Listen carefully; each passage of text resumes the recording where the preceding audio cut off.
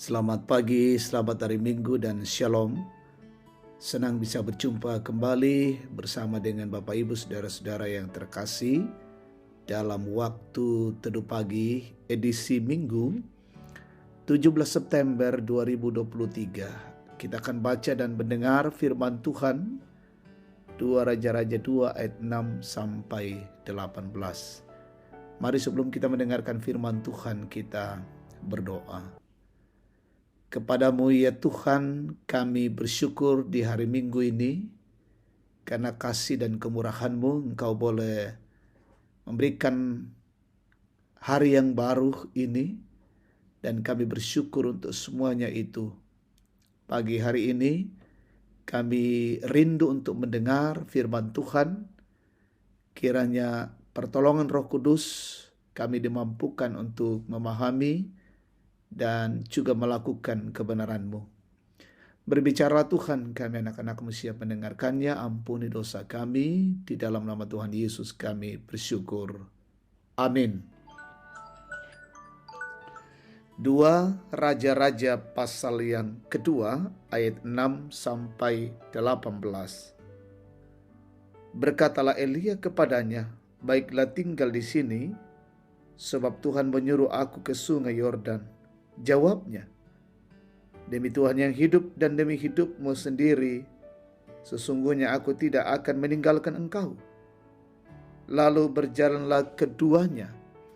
50 orang dari rombongan Nabi itu ikut berjalan, tetapi mereka berdiri memandang dari jauh ketika keduanya berdiri di tepi sungai Yordan. Lalu Elia mengambil jubahnya, digulungnya, dipukulkannya ke atas air itu. Maka terbagilah air itu ke sebelah sini dan ke sebelah sana, sehingga menyeberanglah keduanya dengan berjalan di tanah yang kering. Dan sesudah mereka sampai di seberang, berkatalah Elia kepada Elisa, "Mintalah apa yang hendak kulakukan kepadamu sebelum aku terangkat daripadamu." Jawab Elisa, "Biarlah kiranya aku mendapat 2 bagian dari rohmu." Berkatalah Elia, "Yang kau minta itu adalah sukar. Tetapi jika engkau dapat melihat aku terangkat daripadamu, akan terjadilah kepadamu seperti yang demikian. Dan jika tidak, tidak akan terjadi." Sedang mereka berjalan terus sambil berkata-kata, tiba-tiba datanglah kereta berapi dengan kuda berapi memisahkan keduanya. Lalu naiklah ke Elia ke sorga dalam angin badai. Ketika Elisa melihat itu, maka berteriaklah ia, "Bapakku, Bapakku, kereta Israel dan orang-orangnya yang berkuda." Kemudian tidak dilihatnya lagi. Lalu direnggutkannya pakaiannya dan dikoyakkannya menjadi 2 koyakan. Sesudah itu dipungutnya jubah Elia yang telah terjatuh. Lalu ia berjalan hendak pulang dan berdiri di tepi sungai Yordan. Ia mengambil jubah Elia yang telah terjatuh itu, dipukulkannya ke atas air itu sambil berseru, "Di manakah Tuhan Allah Elia?" Ia memukul air itu lalu terbagi ke sebelah sini dan ke sebelah sana. Maka menyeberanglah Elisa. Ketika rombongan Nabi yang dari Yeriko itu melihat dia dari jauh, mereka berkata, "Roh Elia telah hinggap pada Elisa." Mereka datang menemui dia, lalu sujudlah mereka kepadanya sampai ke tanah. Mereka berkata, "Coba lihat, di antara hamba-hambamu ini ada 50 orang laki-laki, orang-orang tangkas. Biarlah mereka itu pergi mencari tuanmu. Jangan-jangan ia diangkat oleh roh Tuhan dan dilemparkannya ke atas salah satu gunung atau ke dalam salah satu lembah." Elisa menjawab, "Janganlah suruh pergi." Tetapi ketika mereka mendesak-desak dia sampai memalukan, maka berkatalah ia, "Suruhlah pergi." Mereka menyuruh 50 orang. Orang-orang ini mencari 3 hari lamanya, tetapi tidak bertemu dengan Elia. Ketika mereka kembali kepada Elisa yang masih tinggal di kota Yeriko, berkatalah ia kepada mereka, "Bukankah telah kukatakan kepadamu, jangan pergi?" Amin. Tema kita hari ini, belajar kepada Elisa. Meladak lako Elisa. Saudara-saudara yang diberkati Tuhan, pada masa-masa sekarang menjelang tahun 2024, berita tentang calon pemimpin bangsa dan calon wakil rakyat kian marak menjadi perbincangan. Tentu kita akan mengatakan semua yang akan mencalonkan diri adalah putra-putri terbaik bangsa yang mencalonkan diri.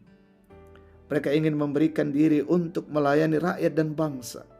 Akan tetapi, pertanyaannya adalah, apakah mereka telah melalui proses panjang yang mana mereka telah ditempah dan dipersiapkan untuk melayani?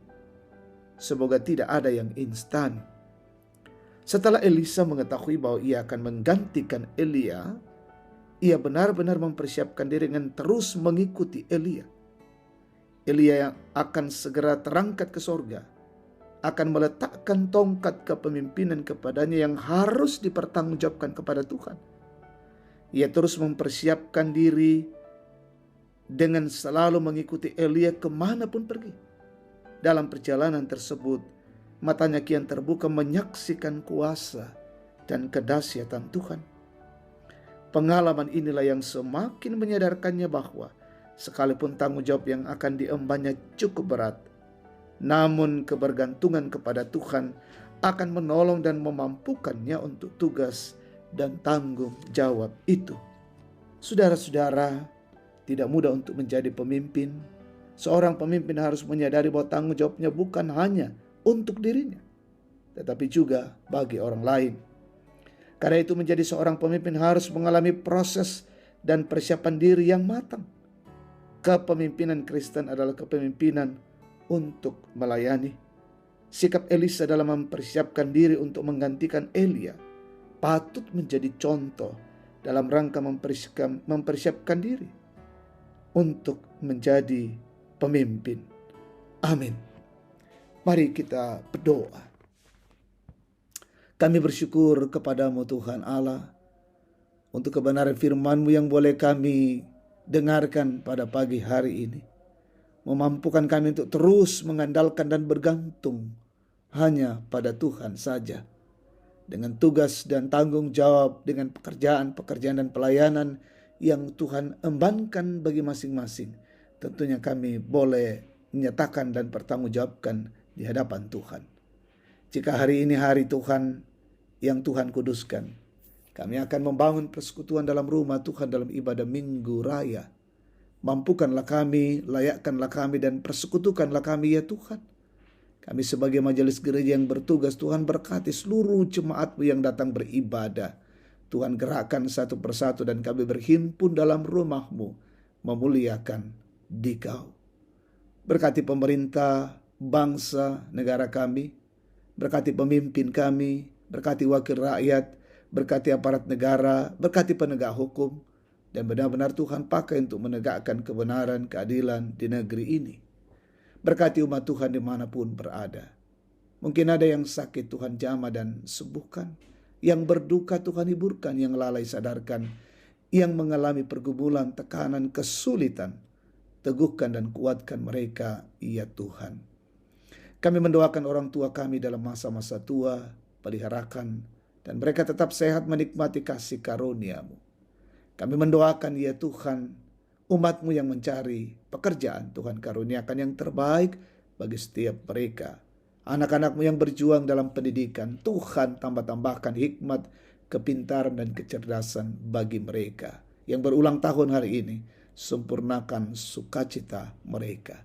Tuntunlah kehidupan kami hari ini, kami boleh melewati hari ini dengan kasih dan anugerah-Mu. Ini doa dan syukur kami persembahkan dalam nama Tuhan Yesus. Amin.